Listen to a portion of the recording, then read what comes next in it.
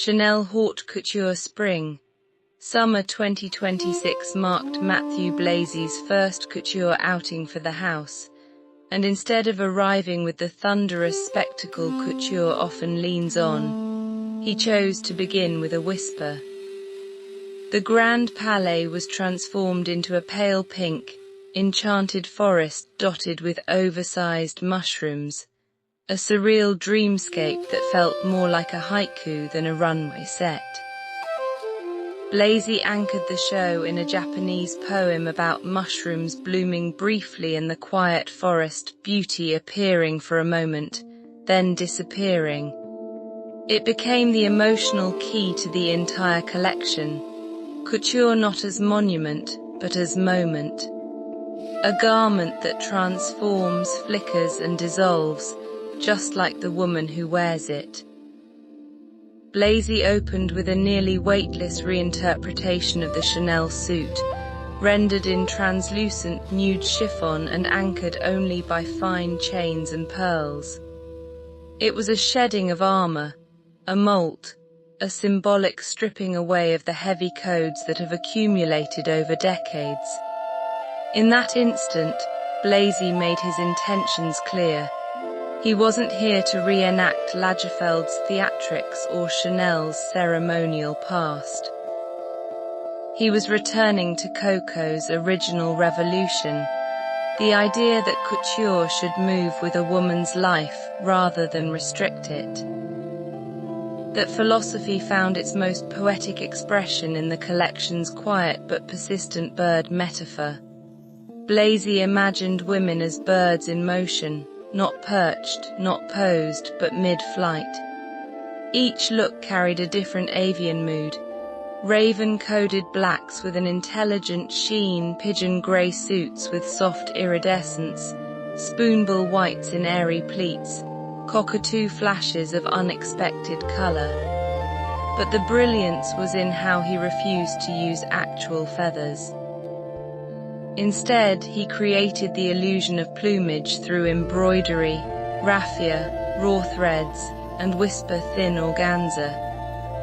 It was couture that suggested flight without ever resorting to costume, a modern gesture that honored both craft and sustainability. The metaphor wasn't decorative, it was philosophical. Blazy's birds symbolized freedom of movement, freedom of identity, and freedom from couture's historical weight.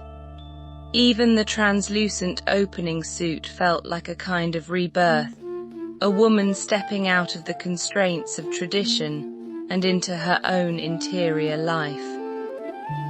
Throughout the show, Blazy balanced transparency with structure, delicacy with intention.